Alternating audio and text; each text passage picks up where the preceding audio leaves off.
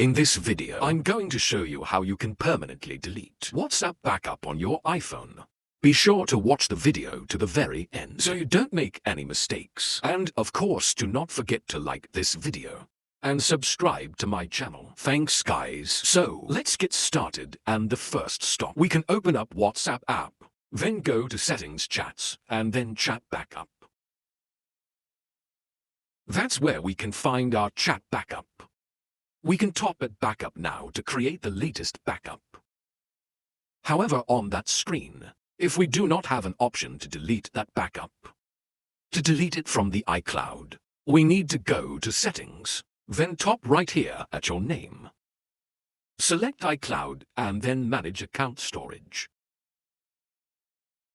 After that, we need to find WhatsApp here in that list. And then we'll be able to delete the backup.